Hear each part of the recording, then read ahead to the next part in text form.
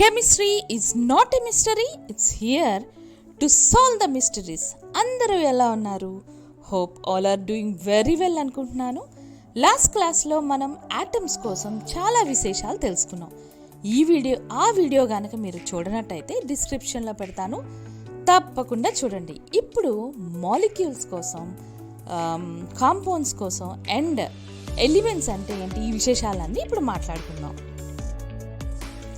Last క్లాస్లో మనం matter యొక్క ఇండివిజిబుల్ పార్టికల్ యాటమ్ అని తెలుసుకున్నాం. అలాగే యాటమ్ సింగిల్గా కూడా ఎగ్జిస్ట్ అవ్వదు అని కూడా తెలుసుకున్నాం. అయితే కొన్ని యాటమ్స్ మరికొన్ని యాటమ్స్తో కలిపి కెమికల్ బాండ్స్ని ఏర్పరచుకొని మాలిక్యూల్స్ రూపంలో అయితే ఉంటాయన్నమాట. మనం తీసుకుంటున్న వాటర్ కావచ్చు, మనం తీసుకున్న షుగర్ కావచ్చు, లేదా మన బాడీలో ఉన్న డిఎన్ఏ కావచ్చు, అన్నిట్లో కూడా మాలిక్యులర్ ఫామ్లోనే ఉంటాయన్నమాట. ఒక ఎగ్జాంపుల్ తీసుకుందామండి. మనం రోజు యూజ్ చేసే సాల్ట్ లేదా షుగర్ తీసుకున్నప్పుడు ఒక స్పూన్ షుగర్ ఏ టేస్ట్లో అయితే ఉంటుందో అందులో ఒక చిన్న రేణువు లేదా ఒక పార్టికల్ మనం తీసుకున్నప్పుడు నోట్లో వేసుకుంటే అదే టేస్ట్లో ఉంటుందండి. అదేవిధంగా ఒక మాలిక్యూల్ అన్నది ఒక smallest particle of a substance ఇండిపెండెంట్గా ఎగ్జిస్ట్ అవుతుంది. అదే కాకుండా మొత్తం ఆ సబ్స్టెన్స్ యొక్క అన్ని ప్రాపర్టీస్ని అయితే కలిగి ఉంటుందన్నమాట. ఐ రిపీట్, ఒక మాలిక్యూల్ అన్నది ఒక smallest particle of a substance which is capable of independent existence and shows all the properties of that substance. అయితే మరి కెమికల్ బాండ్స్ ఏం చేస్తాయండి? కొన్ని అట్రాక్టివ్ ఫోర్సెస్ ఈ కెమికల్ బాండ్స్ ద్వారా యాటమ్స్ని టైట్గా ఒక దగ్గరగా ఉంచుతాయన్నమాట. ఇప్పుడు మీరు చూస్తున్న ఆ 2 or 3 యాటమ్స్ మధ్యలో ఆ స్ట్రైట్ లైన్సే కెమికల్ బాండ్స్ అన్నమాట. ఈచ్ యాటమ్ ఇంకొక యాటమ్తో కలిపి మధ్యలో ఒక కెమికల్ బాండ్ అయితే ఉంటుంది. అటువంటి బాండ్స్ ఏవైతే ఉన్నాయో అవి స్ట్రాంగ్ అట్రాక్టివ్ ఫోర్సెస్ వల్ల అవి ఉంటాయన్నమాట. వీటిని ఏమంటారు? ఇటువంటి అట్రాక్టివ్ ఫోర్సెస్ వీటిని అవి లేటర్ క్లాసెస్లో మనం తెలుసుకోవచ్చు. సో ఇన్ జనరల్ మాలిక్యూల్ అంటే molecule is a group of 2 or more atoms that are chemically bonded together by strong attractive forces. Again, molecules are classified into elements and compounds అండి. ఇప్పుడు elements అంటే ఏంటి, తర్వాత compound అంటే ఏంటి, మనం ఇప్పుడు విరివిగా చూద్దాం.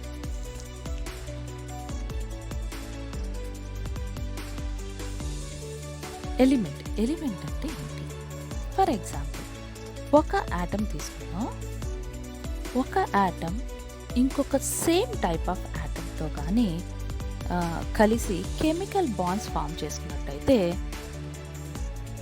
అప్పుడు ఎలిమెంట్స్ అని చెప్పేసి అంటారు. ఓకే, సో అంటే ఏంటండి? ఒక ఐరన్ యాటమ్ తీసుకోండి. ఒక ఐరన్ యాటమ్ ఇంకొక ఐరన్ యాటమ్తో కలిసినప్పుడు ఐరన్ ఎలిమెంట్ ఫామ్ అవుతుందన్నమాట. జనరల్గా అన్ని మెటల్స్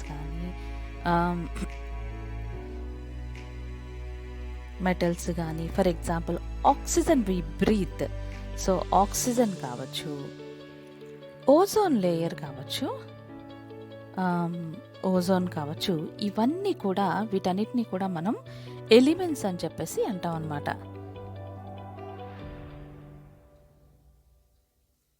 అయితే ఫర్ ఎగ్జాంపుల్ ఒక ఐరన్ షీట్ తీసుకుందాం.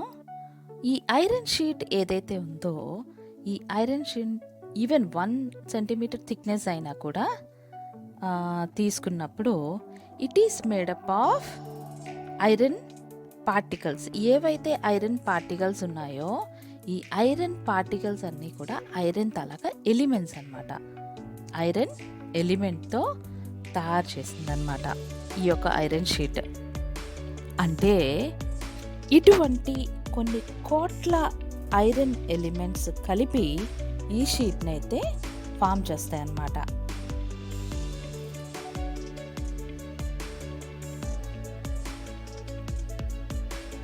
అంటే అర్థం ఏంటండి?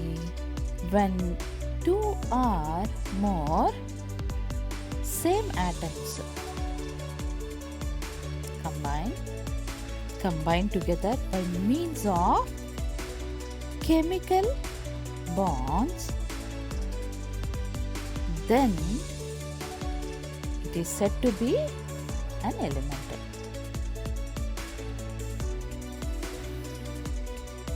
అంటే ఇక్కడ మనకు కావాల్సింది ఏంటండి? 2 or more. ఇక్కడ మనకు కావాల్సింది ఏంటండి? 2 or more same type of atoms అండి. And they will combine together by means of chemical bonds అన్నమాట. సో ఇటువంటి ప్రొసీజర్ జరిగినప్పుడు వాటిని ఎలిమెంట్ అని చెప్పేసి అంటారు. అయితే ఈ ఆర్బిట్లో ఏదైతే ఉందో ఈ హైడ్రోజన్కి సింగిల్ ఎలక్ట్రాన్ మాత్రమే ఉంటుందన్నమాట. This hydrogen atom consist of 1 proton and 1 electron.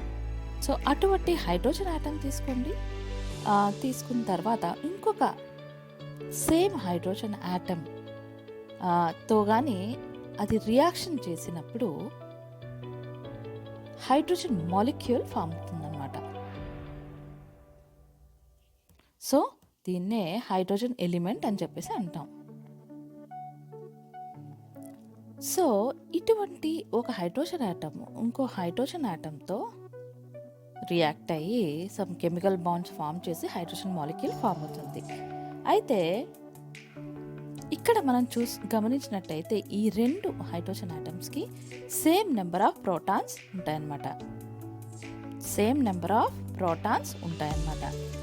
So therefore we can again define an element as, so an element is a pure substance consisting only of atoms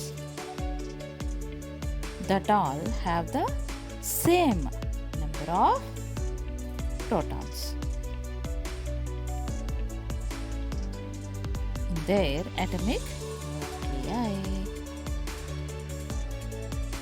so same number of protons ఏవైతే ఆటమ్స్లో ఉంటాయో అటువంటి atoms when they reacted with each other to form a new substance is known as element.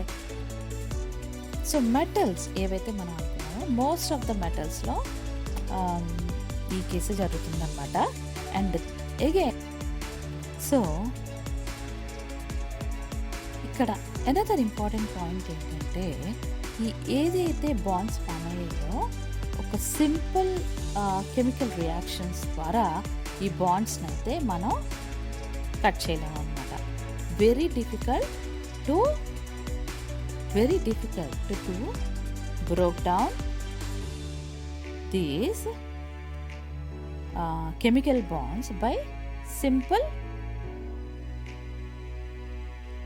chemical reactions. So under usual normal కండిషన్స్లో మనం ఈ bonds ఏవైతే ఉన్నాయో వీటిని బ్రేక్ చేయలేమండి.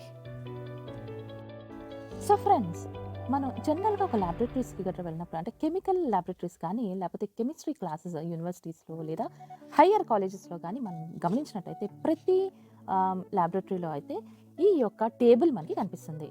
దీన్నే మనం పీరియాడిక్ టేబుల్ ఆఫ్ ఎలిమెంట్స్ అని చెప్పేసి అంటామండి. అయితే ఇక్కడ మీరు గమనించినట్టయితే అంటే ప్రపంచంలో ఉన్న అన్ని డిఫరెంట్ సబ్స్టెన్సెస్ ఏవైతే ఉన్నాయో అన్నీ కూడా ఈ యొక్క ఎలిమెంట్స్తో అయితే తయారు చేయబడ్డాయి అన్నమాట. So all the substances in the whole world ఇక్కడ మనం ఆ సబ్స్టెన్సెస్ అన్నీ కూడా ఈ ఎలిమెంట్స్తో మాత్రమే తయారు చేయబడి ఉన్నాయి. అయితే ఇక్కడ మనం గమనించినట్టయితే ఇందాక మనం చెప్పుకున్న హైడ్రోజన్ అయితే ఈ హైడ్రోజన్కి ఓన్లీ ఒక ప్రోటాన్ మాత్రమే ఉందన్నమాట. సో దట్ ఈస్ రిగార్డ్ చేస్తే ఫస్ట్ ఎలిమెంట్. అండ్ ఇక్కడ గమనించినట్టయితే helium is second element, third one lithium, beryllium, boron, carbon and so on. అయితే ఆక్సిజన్ ఏదైతే ఉందో ఆక్సిజన్ విబ్రీత్, ఇదిగోండి దిస్ ఇస్ ఆక్సిజన్ అనమాట. Oxygen has 8 protons in the nucleus.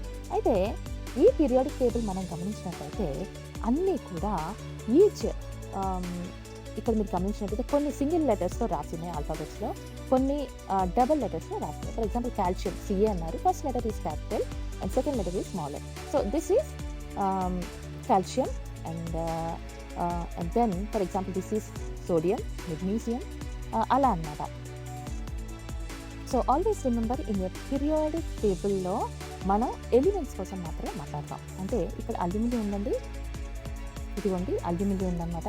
ఈ aluminium ఏదైతే ఉందో this is aluminium element and this is oxygen element, this is chlorine element and chlorine element and so on అనమాట. ఇంకా చాలా విశేషాలు ఈ పీరియాడిక్ టేబుల్ ఆఫ్ ఎలిమెంట్స్ కోసం మరి నెక్స్ట్ క్లాసెస్లో నేర్చుకుందాం. చాలా విశేషాలు అయితే ఎలిమెంట్స్ కోసం నేర్చుకున్నాం. అయితే ఇప్పుడు మనం ఒక ఆక్సిజన్ యాటమ్ని చూద్దాం. ఆక్సిజన్ మాలిక్యూల్ ఎలా ఫామ్ అవుతుందో చూద్దాం. ఒక ఆక్సిజన్ యాటమ్ ఇంకొక ఆక్సిజన్ యాటమ్తో కలిపి ఒక ఆక్సిజన్ మాలిక్యూల్ అయితే ఫామ్ అవుతుందండి.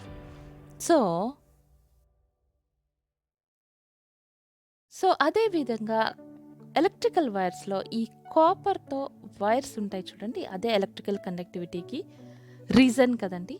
సో అదే కాకుండా కాపర్ ట్యూబ్స్ కూడా ఉంటాయన్నమాట. అటువంటి కాపర్ ట్యూబ్స్ కానీ కాపర్ వైర్స్లో కానీ ఎలా అంటే చూడండి, they are all form of copper atom అనమాట.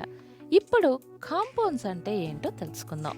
సో ఇంత ఎలిమెంట్స్ అంటే జనరల్గా సేమ్ యాటమ్స్తో కలిపి డిఫరెంట్ ప్రపోర్షన్స్లో కానీ అవి కెమికల్ బాండ్స్ ఫామ్ చేస్తే ఎలిమెంట్స్ అంటారని మనం చెప్పుకున్నాం. ఇప్పుడు కాంపౌండ్స్ అంటే ఏంటంటే when 2 or more different atoms కానీ దగ్గరికి వచ్చినప్పుడు, లేదా 2 or more డిఫరెంట్ ఎలిమెంట్స్ కానీ బాండ్స్, కెమికలీ బాండ్స్ కానీ ఫామ్ చేసుకున్నట్టయితే వాటిని కాంపౌండ్స్ అని అంటారనమాట.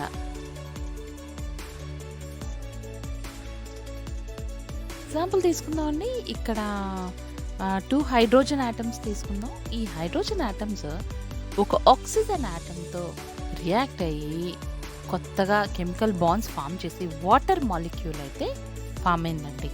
అయితే ఇనీషియల్గా మనం తీసుకునే ఈ హైడ్రోజన్ ఏదైతే ఉందో అది గ్యాసీ స్టేట్లో ఉంటుంది అనమాట. హైడ్రోజన్ గ్యాస్ కదా అండ్ ఆక్సిజన్ కూడా గ్యాస్ కదా.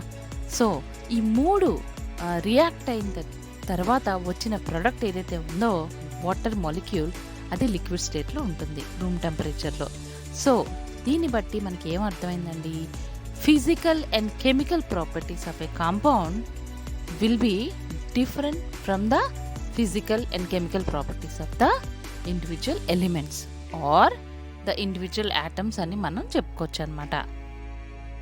సో కాంపౌండ్ యొక్క డెఫినేషన్ చెప్పుకుందామండి. So molecules that are composed of atoms from more than one element held together by chemical bonds. ఇప్పుడు ఇంకొక ఎగ్జాంపుల్ ఇద్దామండి. సోడియం యాటమ్ తీసుకోండి. సోడియం యాటమ్ లేదా సోడియం ఎలిమెంట్ తీసుకోండి. Sodium element when reacted with chlorine gas అనమాట. So sodium అనేది చాలా సాఫ్ట్గా ఉన్న మెటీరియల్ అండి. ఆ సాఫ్ట్గా ఉన్న మెటీరియల్ క్లోరైడ్ లేదా క్లోరిన్ గ్యాస్తో కానీ అది రియాక్ట్ అయినప్పుడు మనకి సోడియం క్లోరైడ్ అంటే నథింగ్ బట్ మన టేబుల్ సాల్ట్ అండి.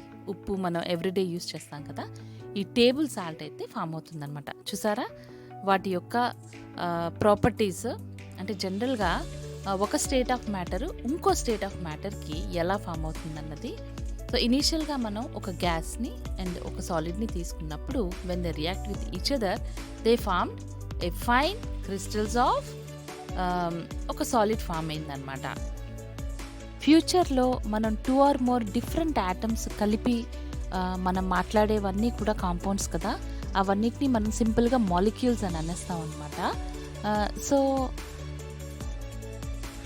కొన్ని స్టీల్ పైప్స్ తీసుకుందామండి. స్టీల్ పైప్స్లో జనరల్గా మనం గమనించినట్టయితే కార్బన్ అండ్ ఐరన్ని డిఫరెంట్ ప్రపోర్షన్స్లో అయితే మనం వాళ్ళు తీసుకొని ఐరన్ పైప్స్ తయారు చేస్తారనమాట. అయితే ఇప్పుడు చూడండి మాలిక్యూల్ యొక్క అరేంజ్మెంట్, యాటమ్స్ ఎలా అరేంజ్ అయ్యాయో ఒక మాలిక్యూల్లో. సో నెక్స్ట్ ఇప్పుడు వచ్చేసి మళ్ళీ మనం వాటర్ మాలిక్యూల్కి వెళ్దామండి. ఏ విధంగా వాటర్ మాలిక్యూల్ ఫామ్ అయిందో మనందరికీ తెలుసు కదా. So 2 hydrogen atoms when reacted with 1 oxygen atom with some experimental conditions will get some water molecule. అయితే ఇప్పుడు వాటర్ మాలిక్యూల్లోని అని మనం చెప్తున్నాం కదండి, 1 drop ఆఫ్ వాటర్లోని ఎన్ని మాలిక్యూల్స్ ఉన్నాయో మీరు చెప్పగలరా? ఇక్కడ పాజ్ చేసి కిందన టైప్ చేయండి ఒకవేళ మీకు తెలిసినట్టయితే. చూసారు కదా, అన్కౌంటబుల్ వాటర్ మాలిక్యూల్స్ అయితే 1 డ్రాప్లోనే ఉంటాయండి. సో ఫ్రెండ్స్, ఈ వీడియో అయితే మీకు చాలా బాగా నచ్చింది అనుకుంటున్నాను, చాలా ఇన్ఫర్మేషన్ మీకు వచ్చింది అనుకుంటున్నాను. సో ఇటువంటి వెరీ ఇన్ఫర్మేటివ్ వీడియోస్ కోసం నా ఛానల్ని అయితే సబ్స్క్రైబ్ చేసుకోండి, లైక్ చేయండి, షేర్ చేయండి. Have a wonderful day. Bye. Thank you for watching.